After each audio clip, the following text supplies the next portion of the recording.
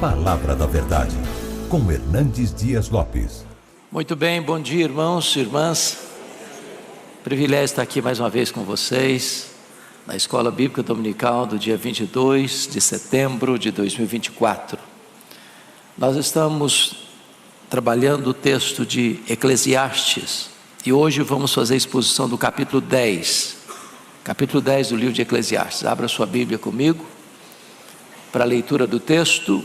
E lido o texto, mantenha a sua Bíblia aberta nesta passagem, por favor. Eclesiastes capítulo 10.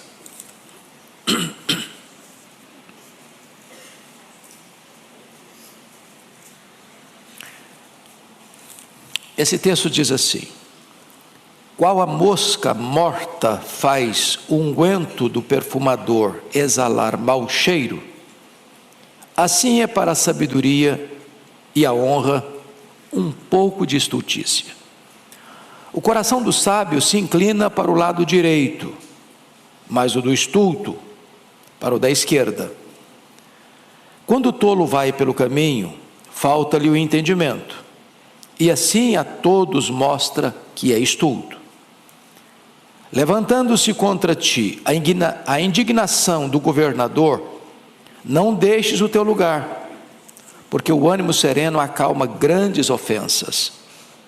Ainda há um mal que vi debaixo do sol, o erro que procede do governador, o tolo posto em grandes alturas, mas os ricos assentados em lugar baixo.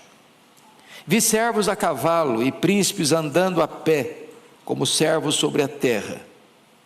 Quem abre uma cova, nela cairá, e quem rompe um muro, mordê-lo-á uma cobra. Quem arranca pedras será maltratado por elas, e o que racha lenha expõe-se ao perigo. Se o ferro está embotado e não se lhe afia o corte, é preciso redobrar a força, mas a sabedoria resolve com bom êxito. Se a cobra morder antes de estar encantada, não há vantagem no encantador. Nas palavras do sábio, há favor, mas ao tolo os seus lábios devoram. As primeiras palavras da boca do tolo são estultícia, e as últimas, loucura perversa. O estulto multiplica as palavras, e ainda que o homem não sabe o que sucederá, a quem lhe manifestará o que está depois dele? O trabalho do tolo fatiga, pois nem sabe ir à cidade. Ai de ti, ó terra, cujo rei é criança, e cujos príncipes se banqueteiam já de manhã. Ditosa tu, ó terra, cujo rei é filho de nobres, e cujos príncipes se sentam à mesa a seu tempo, para refazerem as forças e não para a bebedice. Pela muita preguiça desaba o teto, e pela frouxidão das mãos goteja a casa. O festim faz-se para rir, o vinho alegra a vida, e o dinheiro atende a tudo. Nem no teu pensamento amaldiçoes o rei, nem tampouco no mais interior do teu quarto o rico, porque as aves dos céus poderiam levar a tua voz, e o que tem asas daria notícia das tuas palavras. Bom, eu quero tratar com vocês hoje sobre o seguinte tema: a diferença entre o sábio e o tolo. Qual é a diferença entre o sábio e o tolo? É desse assunto que o capítulo 10 vai tratar. Bom, no capítulo anterior, no capítulo 9, dos versos 13 a 18, Salomão tratou do poder da sabedoria. Ele fala desse poder da sabedoria nos versos 13, 14 e 15, quando ele conta a história de um homem que vai invadir uma cidade com um exército, e dentro da cidade tem um homem sábio, e a sabedoria desse homem é maior do que a força do exército invasor. Depois ele vai mostrar a sabedoria pormenorizada, quando ele vai dizer no verso 16: melhor é a sabedoria do que a força. Muita força bruta, sem sabedoria, não vai ter bons resultados.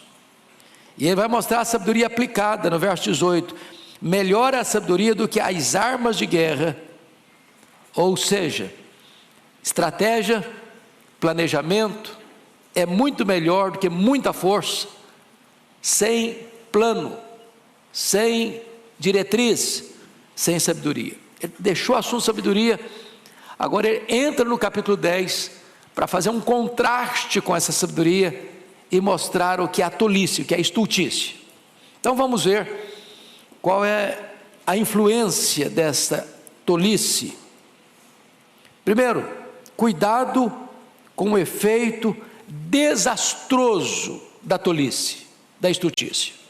E ele começa no versículo 1: a estultícia pode botar tudo a perder. E ele ilustra.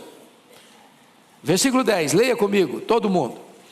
Qual a mosca morta faz o unguento do perfumador exalar mau cheiro, assim é para a sabedoria e a honra pouco de estultícia. O que é um unguento? Unguento é essência, é essência. Então todos vocês sabem disso. Você compra um perfume, esse perfume é resultado de uma essência que foi trabalhada. Por exemplo, você lê lá em João 12, que Maria tinha um vaso de alabastro cheio de um perfume preciosíssimo, feito de quê? De nardo puro. O nardo era a essência. O perfume preciosíssimo foi feito do nardo. O unguento é a essência. Então o perfumador está lá trabalhando, daquela essência ele vai fazer o perfume. Se tem dentro da essência uma mosca morta, a mosca morta vai exalar mau cheiro. Tudo que ele produzir dessa essência, desse unguento, vai ter o mau cheiro, vai comprometer a qualidade do seu produto. É uma ilustração muito simples, mas muito eloquente, muito clara. E o que significa então?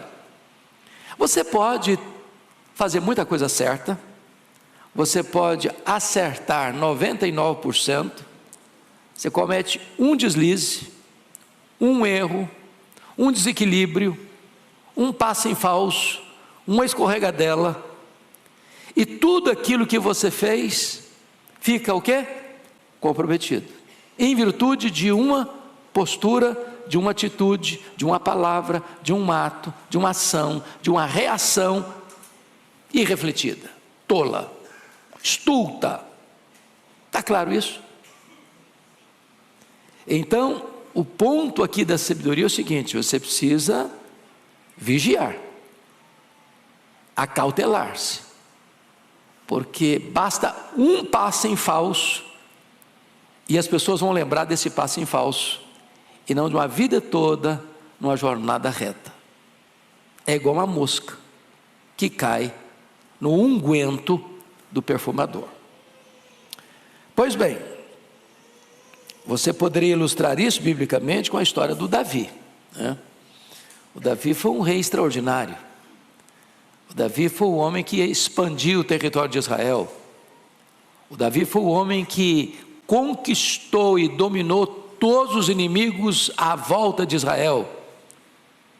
Davi foi um homem de Deus, segundo o coração de Deus, um pastor, um guerreiro, um líder, um rei.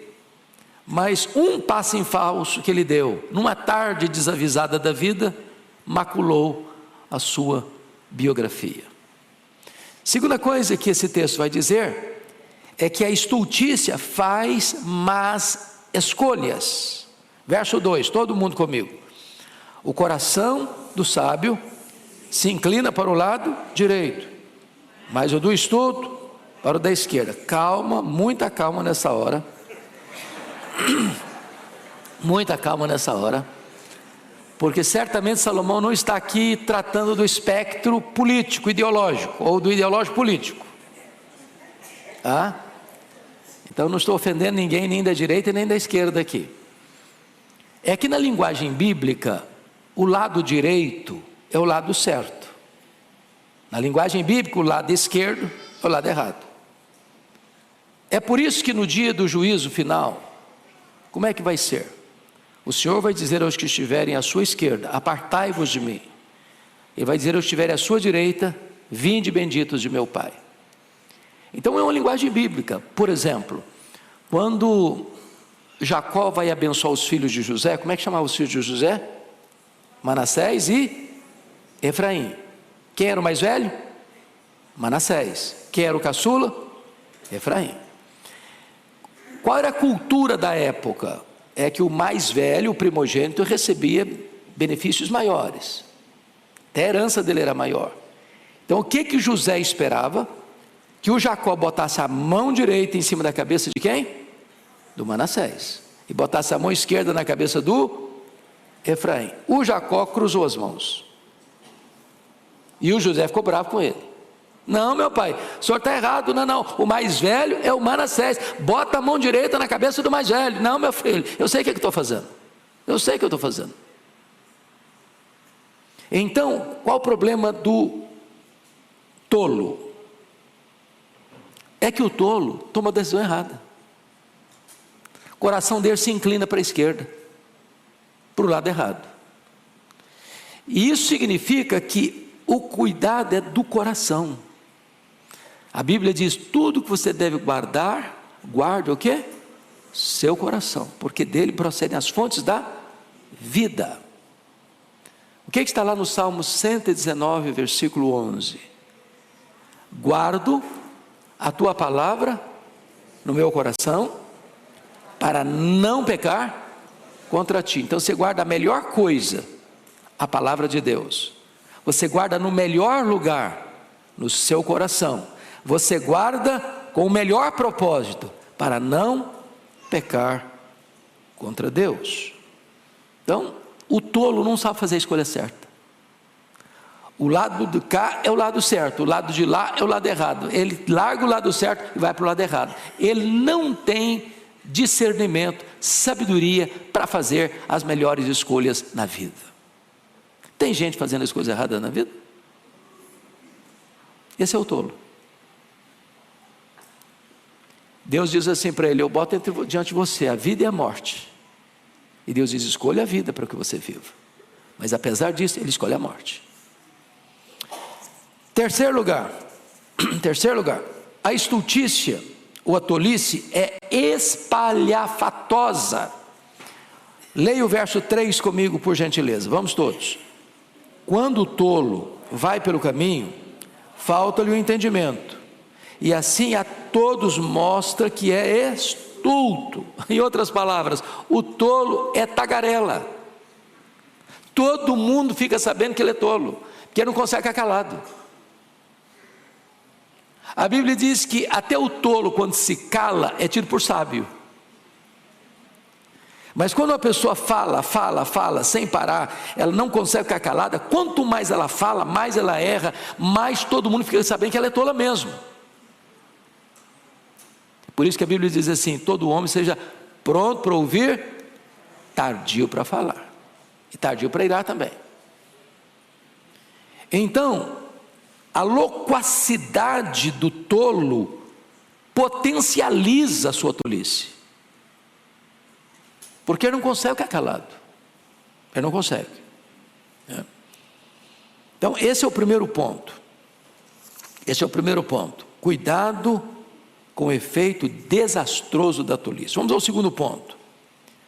Cuidado com um governo insensato. Salomão era rei, e ele não podia deixar de fora da pauta dos seus ensinos a questão política. Então, ele vai tratar aqui dos perigos de um governo insensato. E o que ele vai dizer é que tem tolos. Na época dele tinha, e hoje tem também. Tem gente tola no palácio, no parlamento, nas cortes, na indústria, no comércio, até na igreja e também na família. Ou seja, tem gente tola em todos os setores da sociedade. Mas agora ele vai descrever o perigo que é ter um tolo governando. Um tolo governando. Então, quais são os cuidados que você precisa ter com o governo tolo? Primeiro, reaja transcendentalmente à perseguição. Porque os governos tolos perseguem. Os governos tolos não aceitam o contraditório. Os governos tolos oprimem quem discorda deles. O governo tolo vai sempre ter o chamado caça às bruxas, porque não suporta oposição. Então, vamos ler o verso 4, todos juntos comigo, por favor. Verso 4.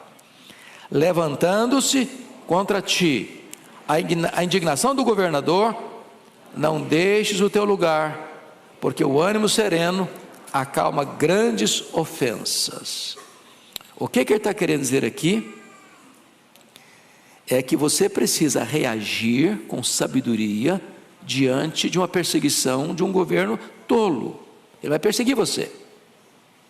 Se você fugir, você está dizendo, sou culpado. Ele vai atrás de você. Se você reagir tentando medir forças, quebra de braço, a corda vai roer de que lado? Do lado mais fraco. Ele está com a máquina na mão, você não consegue resisti-lo. Qual é a postura? Ele diz, a postura é uma reação transcendental, mostrando o que? Ânimo sereno, dando provas de que você é inocente. A resposta branda desvia o furor, mas a palavra dura suscita ira. É por isso que a Bíblia diz assim, é melhor o longânimo do que o herói de guerra, e o que domina o seu espírito é mais forte do que quem domina uma cidade. Então, controle emocional. Está faltando um pouco dos nossos políticos, controle emocional? Controle emocional. É isso que ele está dizendo. Isso levou um cidadão chamado Mark Twain a dizer o seguinte: suponho que você seja um idiota. Ele está brincando, viu, gente? Ele está aqui um pouco apimentado, mas escuta a frase dele: suponho que você seja um idiota, e suponha que você seja membro do Congresso. Perdão, estou me repetindo. Bom, ele pegou pesado demais, né? Nós não concordamos com ele não, mas tudo bem. Ou seja, não meça forças, não fuja, demonstre o que? Serenidade. É assim que você lida com um governo tolo. Segundo, o mal de um governo tolo. Leia comigo versos 5 e 6, toda a igreja comigo, vamos lá. Ainda há um mal que vi debaixo do sol, erro que procede do governador, o tolo posto em grandes alturas, mas os ricos assentados em lugares baixos. Então, um tolo governando e os sábios sendo governados. Não é uma inversão? O que é o normal? É que o sábio governe e os tolos sejam governados, até para ficarem sábios. Mas quando essa inversão na sociedade, e você põe um tolo no governo, que só um tolo só vai para o trono se os tolos botarem no lá. Já escutou aquela frase que cada povo tem o governo que merece? É isso que Salomão está dizendo. Como é que um tolo chega no governo, no poder? Porque os tolos botaram ele lá, abriram o caminho para ele. Então, quando as pessoas erradas conquistam o poder, tudo é virado de ponta cabeça. Há uma inversão de valores.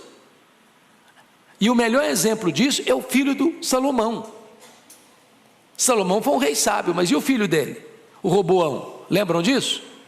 Quando Salomão morreu, o filho que assumiu o trono era Roboão. E aqui, vamos parar um pouquinho aqui para dar essa nota de rodapé. Gente, não tem luxo sem que alguém pague a conta. Não tem almoço grátis. Se tem alguém comendo de graça, alguém está pagando essa conta. Sim ou não? Sim. Como é que era a corte de Salomão? Era muito luxo, era muita pompa, era muita gente comendo na mesa real todo dia. O que Salomão fez? Ele dividiu todo o território dele em 12 províncias, e cada província dessa tinha que abastecer a mesa real. Você vai abastecer esse mês, você aquele mês. Todo mês tinha um grupo da nação trabalhando para sustentar a mesa real. Era muita carne, era muita bebida, era muito isso, era muito aquilo, era muita pompa, era muito luxo, era muita fartura, era muita gastança. Quem está pagando a conta? O povo. O governo precisa arrecadar mais, mais imposto, mais tributo, mais isso, mais aquilo. Quem está pagando a conta? O povo. Tem outra fonte para tirar? Não tem, é do povo, é do bolso do povo. Então, quanto mais o governo quer, mais pobre fica o povo, mais oprimido fica o povo, porque está tirando de uma única fonte, que é do povo. Pronto. Salomão morreu, o povo aproveitou, falou: agora é hora de fazer reivindicação. Agora nós vamos pedir para mudar as regras, porque desse jeito não dá mais. Aí quando chegaram para o Roboão, falou: Roboão, você alivia aí, meu filho, porque nós não aguentamos mais pagar tanto imposto. O Roboão, insensatamente, não escutou o conselho dos maduros na experiência, os idosos, e foi atender um conselho mais insensato do que ele estava vivendo já, dos jovens da época. Não, o povo só obedece debaixo do cabresto. Tacão, bota a mão mais pesada ainda em cima desse povo, só assim que eles vão te obedecer. O que aconteceu? O reino dividiu. Tinham 12 tribos, 10 das 12 tribos seguiram a liderança de Jeroboão, e ele ficou só com 2 tribos, Judá e Benjamim. Então, um governante tolo, ele não só oprime o povo, ele divide o povo. Mas mais do que isso, um governo tolo, ele demonstra inversão de valores. Leia o verso 7 comigo, inversão de valores, verso 7, todo mundo. Vi servos a cavalo e príncipes andando a pé, como servos sobre a terra. Andar a cavalo naquela época, gente, era andar de limusine presidencial. Vocês se lembram quando o rei Assuero, conhecido como Xerxes I, pergunta para Amã: o que se faz a um homem a quem o rei deseja honrar? Lembram disso? Lá no livro de Esther.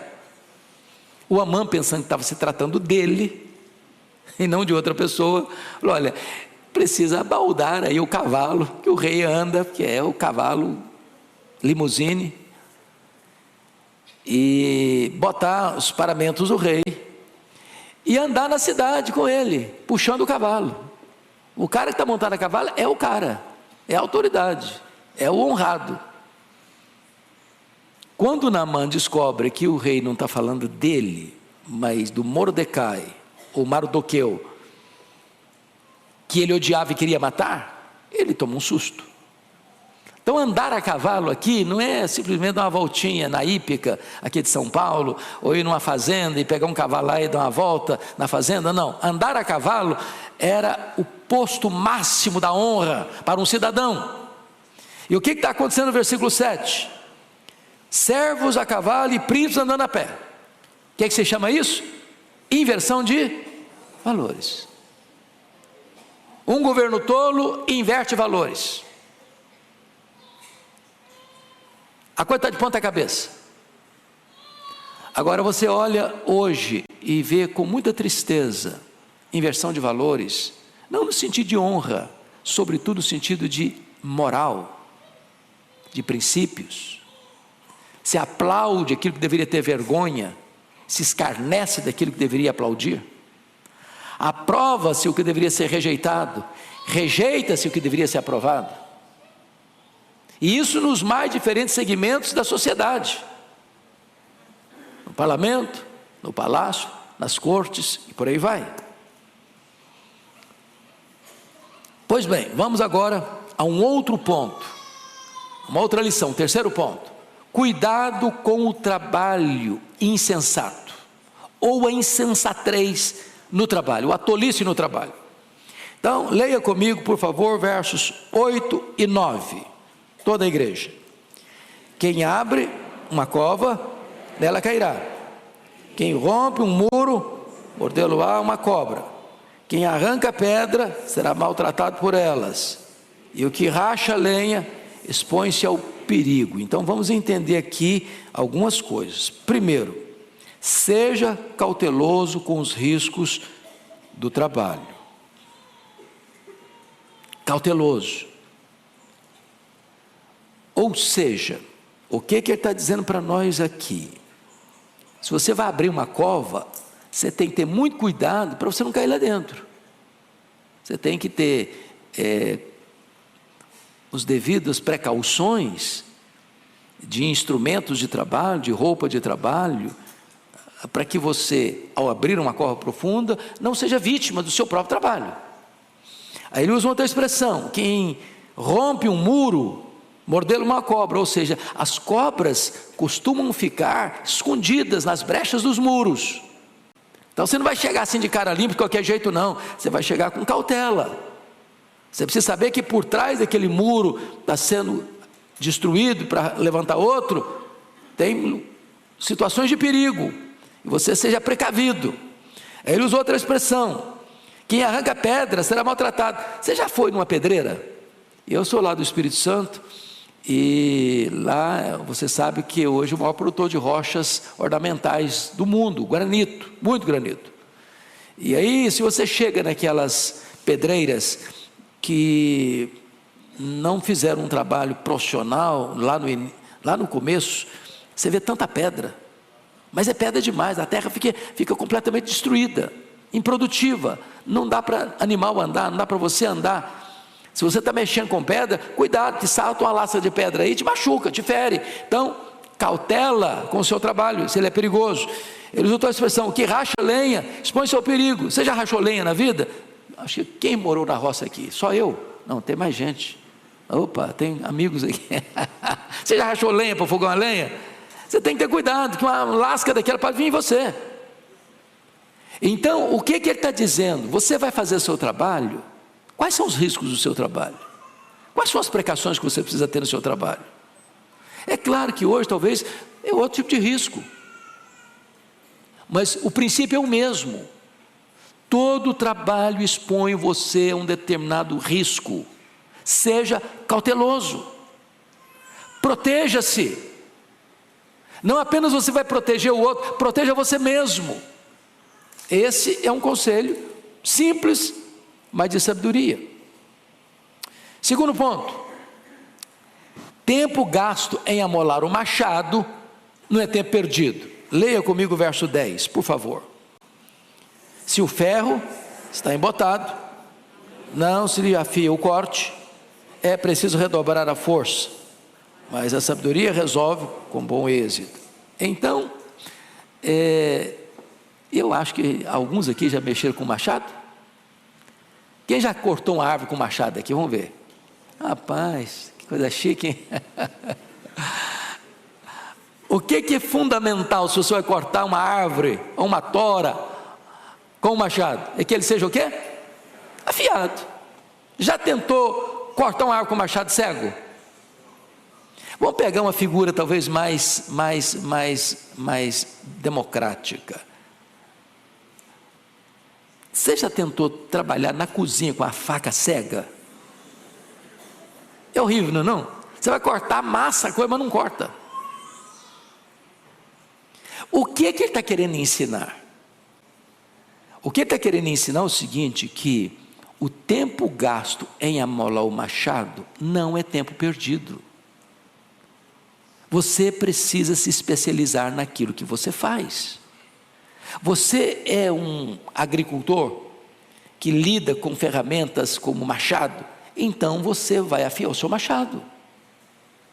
Você é um profissional, de que área é a sua profissão? Você vai estudar para ser o melhor. Qual a sua área? Você não pode ficar para trás, e nem ficar no meio, porque o meio é o medíocre, é o que fica no meio, mediano. Você vai empenhar-se um pouco mais, esforçar-se um pouco mais, dedicar-se um pouco mais, afiar mais o seu machado, para você ter destaque, sucesso no seu trabalho. Você vai ter uma modalidade esportiva, por exemplo, uma Olimpíada. A imprensa destaca quem? Os 3 que foram para o pódio. Tem 100 esportistas lá, na mesma modalidade. Quem que o mundo conhece? Quem subiu ao pódio. E qual a diferença de quem subiu ao pódio para quem não subiu? Às vezes um segundo. Às vezes um tempinho a mais de treino. Eu não sei quantos aqui foram da era Zico, no Rio de Janeiro. Bom, vou confessar, sou flamenguista, melhor time do Brasil, com respeito aos demais. Eu sou capixaba torce para o time do Rio. Então, vocês que são cabecinha branca, lembram do Zico? Ele era chamado o Rei do Rio. E aí, bater falta para ele era um gol, quase garantido. E um dos colegas dele, um zagueiro chamado Moser, diz que quando todo mundo ia embora, o Zico ficava sozinho no campo, botava a barreira e batia a falta, e batia a falta, e batia a falta, e batia a falta, e batia a falta. Não errava, era muito raro ele errar uma. Mas para que ele fosse o homem excelente que foi no esporte, afiou o machado, afiou o machado, afiou o machado, afiou o machado. Isso em qualquer área da vida. Então eu quero aqui estimular você a se tornar um especialista. Agora vamos fazer aplicação espiritual. Você é crente? Afie o seu machado, varão. Não seja crente meia boca. Não esteja crente sem corte. Seja crente de verdade. É essa lição que o texto está querendo nos passar. Eu não sei se você já viu essa brincadeira, é brincadeira com certeza, mas dizem que vai fazer uma obra, por exemplo, você vai fazer uma obra. Qual a diferença entre um japonês e um português, um brasileiro? Que o japonês planeja 11 meses para executar num mês. O brasileiro planeja um mês para executar em 11 meses. Planejamento vai diminuir o seu trabalho, o seu esforço, seus gastos. Afia o seu machado. Bom, então vamos a uma outra lição de cuidado com o trabalho. Seja cauteloso com os riscos do seu trabalho. Primeiro, tempo gasto em amolar o machado não é tempo perdido. Terceiro, haja com celeridade, com rapidez. Leia o verso 11 comigo. Vamos juntos. Se a cobra morder antes de estar encantada, não há vantagem no encantador. Bom, o que ele está querendo dizer aqui? A ênfase aqui está na rapidez, na celeridade. Um atraso pode ser fatal. Dizem os entendidos que as cobras não têm ouvidos externos, como nós temos. Captam as ondas sonoras pela estrutura óssea da cabeça. Ou seja, não é a música do encantador que encanta a cobra, que enfeitiça a cobra, mas os movimentos rápidos do encantador. Não é a música está lá só para enganar a pessoa que está fazendo, botando dinheiro lá para o camarada fazer a apresentação dele. É um movimento rápido. A cobra não está nem escutando a música. Ela está vendo um movimento rápido. Agora, se o encantador não tem agilidade, não tem rapidez, não tem celeridade, pá, a cobra morde nele. Se a cobra mordeu nele, ele perdeu a aposta. Ele não vai ganhar dinheiro, ele vai ser vítima. O que representa isso para nós, irmãos? Você não apenas precisa ter machado afiado, mas você precisa ter rapidez. Nós chamamos isso de eficiência, capacidade. Sabe o que vai fazer e faz com destreza, faz com agilidade, faz com rapidez, faz com eficiência, faz com conhecimento de causa. Isso aplica-se a todas as áreas da nossa vida, não é verdade? Não basta fazer, você tem que fazer com rapidez.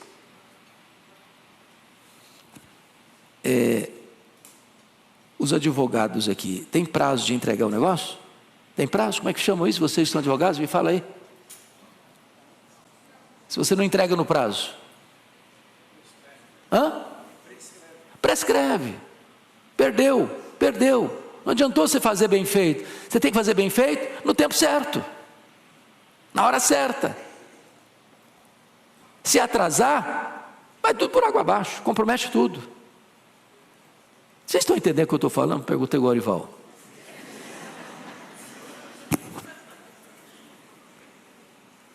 Então pensa na sua área lá. Qual a sua área profissional? Não você fala não, sua área. Você é rápido? Você é ágil? Você faz a coisa certa, da maneira certa, no tempo certo? Ou você vai empurrando com a barriga? No tempo que der? Ou se rende à preguiça? Você vai cochilar um pouco, quem sabe amanhã dá prazo, quem sabe amanhã eu faço, outro dia eu faço. Tem uma ave lá no meu estado, chamado bacurau. E o bacurau é uma ave noturna, uma ave marrom. E sabe o que o bacurau canta e só canta isso? Amanhã eu vou, amanhã eu vou, amanhã eu vou. E não veio até hoje, e não vai vir nunca. Só promessa. Não tem rapidez, não tem agilidade.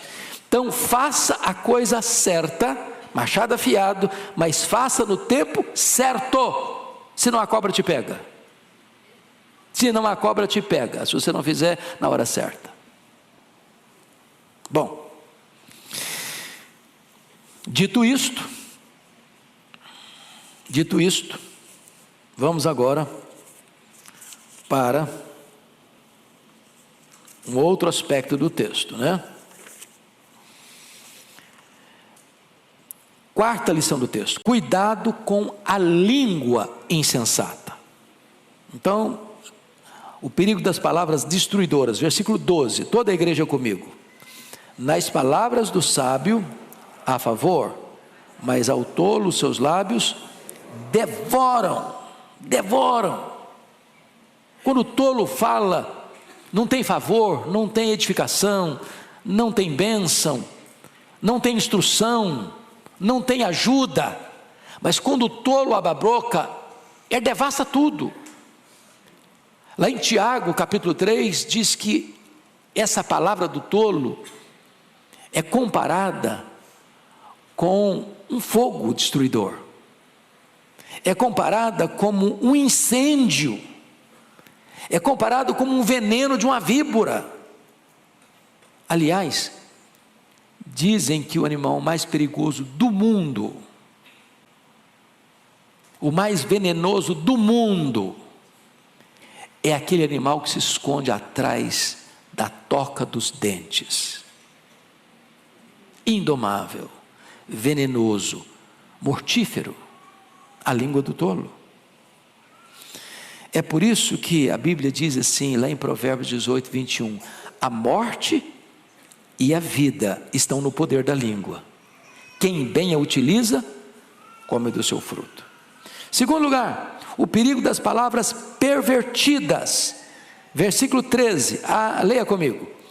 As primeiras palavras da boca do tolo são estultice, e as últimas, loucura perversa. Então, do começo ao fim, a boca do camarada é um problema. Tem gente que quando abre a boca, Pode escrever, é problema. Ele chega e abre a boca, tem problema, tem confusão, tem briga, tem discórdia. Ele chega, ele transtorna o ambiente. Ele abre a boca, ele abre uma cova, uma sepultura. As pessoas são machucadas, são feridas, gera contenda, induz ao erro e mata. Mas em terceiro lugar, Salomão fala do perigo das palavras descontroladas. Versículo 14, aliás, versículo 14. Leia comigo aí, por favor. O estulto multiplica as palavras, ainda que o homem não sabe o que sucederá. E quem lhe manifestará o que será depois dele? Meus irmãos, o tolo prova sua tolice porque não sabe ficar calado. Isso levou Platão, o pensador grego, a fazer a seguinte declaração: homens sábios falam porque têm algo a dizer. Homens tolos falam porque precisam dizer algo.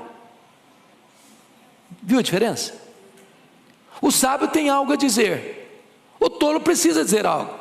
Se esse algo tem relevância, se é bom, se é verdadeiro, se isso edifica alguma coisa, ele não está nem aí, ele tem que falar. Ele fala, não sabe o que fala e dá problema, fala e as consequências são danosas, mas ele fala e continua falando, e vai continuar falando mesmo. Ele não sabe ficar calado. As palavras são descontroladas, são um fluxo constante de insensatez. Mas finalmente, o perigo das palavras presunçosas. Versículo 15, leia comigo, 15. O trabalho do tolo o fatiga, pois nem sabe ir à cidade. Percebeu uma coisa? Salomão mudou das palavras para as ações. O tolo acha cansativo qualquer trabalho. Ele está rendido à preguiça, ele está rendido à incompetência. Ele nem sabe ir à cidade, mas ele fala como se ele fosse o arquiteto da urbanização da cidade. Ele não sabe nem chegar lá. Ele fala que seu projeto é megalomaníaco, mas o plano dele não passa de um galinheiro. Ele é loquaz. Constrói mundos e fundos nas nuvens, mas ele está rastejando como um réptil no chão. É triste isso. E isso levou Abraham Lincoln a fazer a seguinte declaração: é melhor calar-se e deixar que as pessoas pensem que você é um idiota, do que falar e acabar com a dúvida. Entenderam? Vou repetir: é melhor calar-se e deixar que as pessoas pensem que você é um idiota, do que falar e acabar com a dúvida. Falou, ninguém tem mais ideia mesmo, é idiota mesmo, todo mundo sabe. Então, se você não tem o que falar, não sabe o que vai falar, fica calado.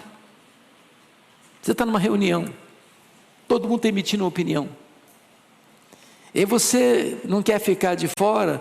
Eu tenho que falar alguma coisa também, porque eu entrei em silêncio, sem silêncio vai ser horrível para mim.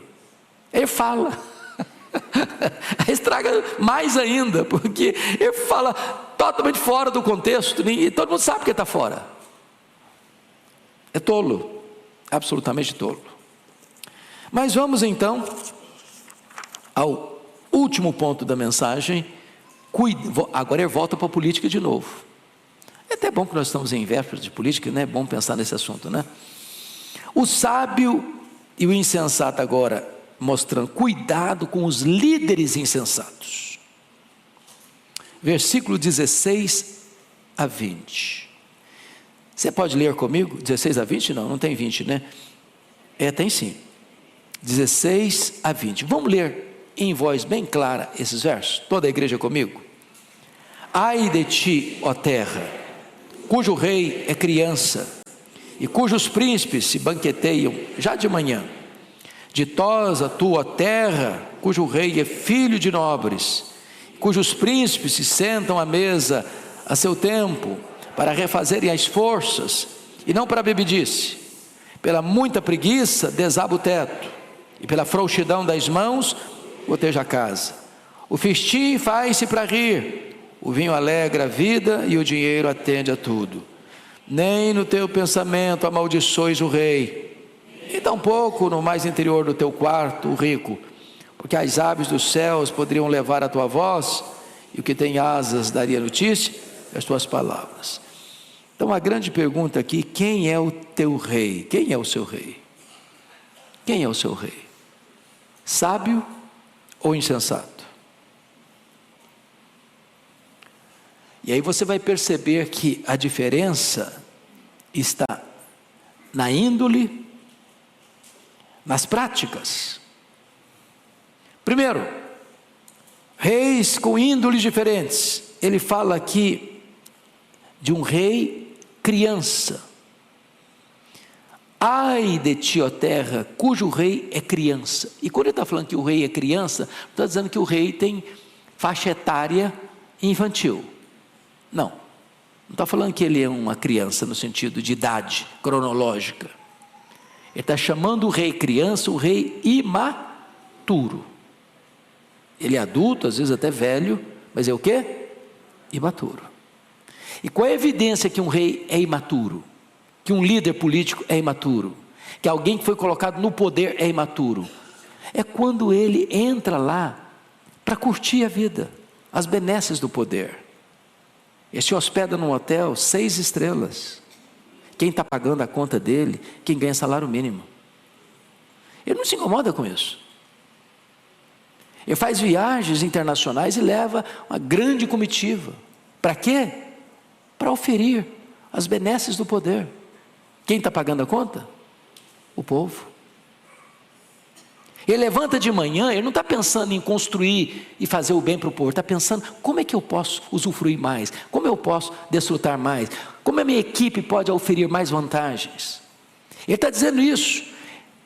Ele levanta de manhã para beber.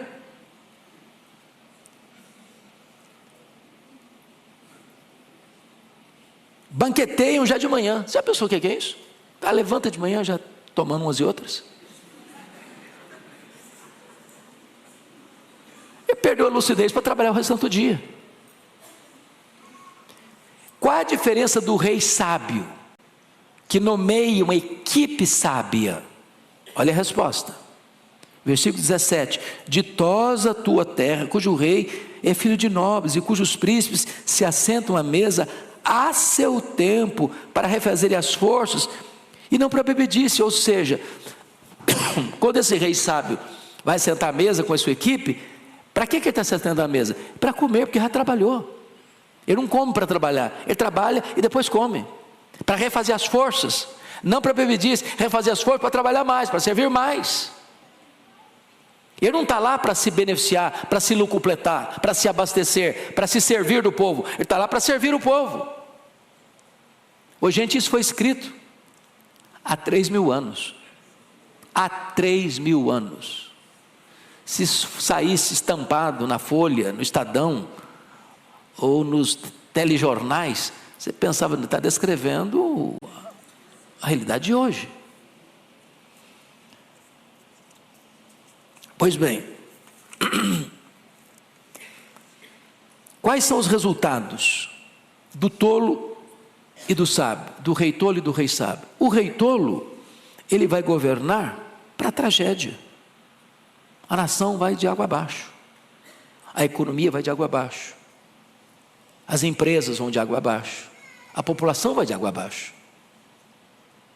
Porque não dá para você tirar do cofre, e esse cofre não esvaziar. Porque só tem uma fonte para abastecer o cofre. É o povo, é o trabalhador. Diferente daquele que está lá trabalhando, pensando no bem do povo, para o progresso do povo, para a prosperidade do povo, para o bem-estar do povo. Ele para comer, para reabastecer as forças, para renovar as forças, para continuar trabalhando mais. Essa é a ideia que ele está mostrando para nós aqui. Segundo ponto, não se renda à preguiça. Versos 18 e 19 diz: pela muita preguiça desaba o teto, e pela frouxidão das mãos goteja a casa. Do que ele está falando? Ele está usando um exemplo que qualquer pessoa sabe, né? Hoje em São Paulo, a maioria mora em apartamento, mas pensa numa cidade ou um lugar que é casa. Então, o que é uma goteira? Uma goteira, chove, pinga, olha lá. Se você vai lá e não resolve o problema da goteira, ela vai continuar pingando mais. E o que vai acontecer? Ela vai apodrecer a estrutura de sustentação dos caibros. Daqui a pouquinho não tem uma goteira, tem um buraco. Daqui a pouquinho, se você não cuidar, por causa de preguiça, de falta de ação na hora certa, para resolver o problema, para contornar a situação, o teto desaba na sua cabeça. O que ele está ensinando para nós? Problema surgiu, problema precisa ser resolvido. Não adia a solução. Não bota debaixo do tapete. Não empurra com a barriga. Seja ágil na solução do problema, na correção do problema. A ilustração dele é simplérrima. Qualquer pessoa sabe o que é uma goteira numa casa. E qualquer pessoa sabe que se um problema surgiu e você não resolvê-lo, você não enfrentá-lo, você não tomar medidas práticas, rápidas para solucionar, o problema só vai crescer, só vai crescer, só vai crescer, até acontecer uma tragédia. Bom, nós poderíamos exemplificar isso, por exemplo, nos rompimentos de barragens. Vocês sabem disso. Alertas foram feitos. Alertas foram feitos, cuidado, é problema, é perigo, precisa cuidar, não pode deixar de requentar. Até acontecer uma tragédia. Às vezes, numa barragem, uma pequena fenda, mas só está passando um pouquinho d'água, daqui a pouquinho rompe a barragem e pronto. Aí inunda todo mundo. Então, solução não se espera, se enfrenta a solução, para buscar a solução imediatamente. Isso é conselho de Salomão. O segundo conselho aí, versículo 19: o festim faz-se para rir, o vinho alegra a vida e o dinheiro atende a tudo. O que está acontecendo aqui? É aquela pessoa que acha que a vida é festa, pessoa que acha que o vinho é para ser experimentado a toda hora, porque alegra a vida, e que tendo dinheiro, está tudo resolvido, pronto. Será que está mesmo? Então vou dar um exemplo bíblico. Daniel capítulo 5. O rei é Belsazar. O império que ele domina é o maior do mundo, a Babilônia. E ele está numa festa. E ele tem convidados ilustres do império. E eles resolvem fazer algo que o que é comum já não satisfaz mais. Você sabia disso? O homem chega a um ponto em que aquilo que é normal, todo mundo está fazendo, para ele não satisfaz mais. Está com um copo de cristal. O copo de cristal não está com nada, eu quero um copo de ouro. Mas copo de ouro também não satisfaz, não. Eu quero um copo de ouro sagrado. Então manda trazer lá os vasos do templo de Salomão, que foram saqueados. Vamos beber neles. Vamos dar uma incrementada na nossa festa. E ele achava que estava tudo bem, porque dinheiro não está faltando. E naquela noite, foi a noite da sua morte, e a noite em que o grande império Medo-Persa toma a grande Babilônia. Tem muita gente que acha que porque tem dinheiro, porque tem vinho, porque tem festa, a crise nunca vai chegar. O problema nunca vai bater a sua porta. Ele acha que tem dinheiro e resolve tudo com dinheiro. E tem coisas que o dinheiro não resolve. O dinheiro não dá nem felicidade, nem segurança. O máximo que o dinheiro vai dar é um caixão de cedro bonito. E algumas coroas de flores em cima do caixão. e mais nada. Ele não consegue atravessar essa fronteira da morte com você. Mas finalmente, o último conselho de Salomão: não solte a sua língua. Versículo 20: nem no teu pensamento amaldiçoes o rei, nem tampouco no mais interior do teu quarto o rico, porque as aves dos céus poderiam levar a tua voz, que tem asas daria notícia das tuas palavras. O que ele está querendo dizer com isso? Você precisa ser prudente em seus comentários. Se Salomão falou isso há 3.000 anos, não tinha mídia social. Hoje acabou o quê? A privacidade. Não é verdade? Onde você está, alguém está te vendo, alguém está te filmando, alguém está te gravando. E o passarinho que vai levar essa notícia hoje tem nome, é Twitter. O símbolo do Twitter é um passarinho. Vai tweetar e vai arrebentar com você. Prudência, cautela. A minha mãe dizia que boca fechada não entra mosquito. Sabedoria popular. Então, gente, eu espero que Deus, por sua bondade e graça, nos ajude a observar esses conselhos práticos de Salomão, para o bem da nossa vida. Evita muito problema. Paulo, escrevendo aos Efésios, diz algo muito importante sobre esse assunto. Eu vou ler para vocês. Ele diz assim,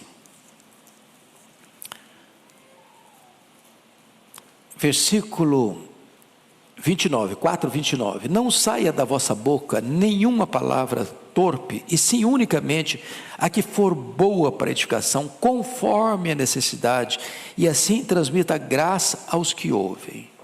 Ou seja, palavra suja, never. Não.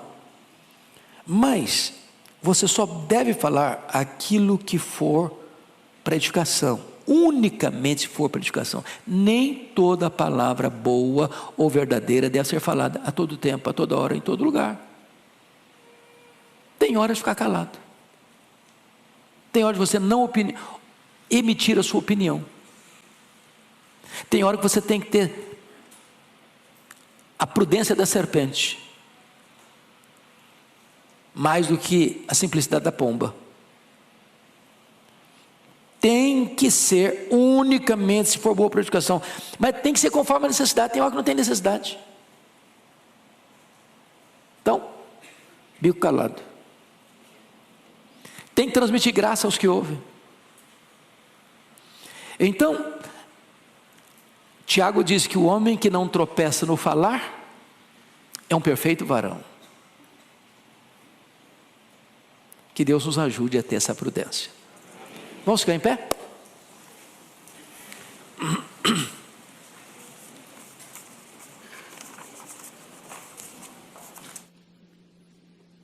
Deus, nossa gratidão pela Tua palavra e pela praticidade com que ela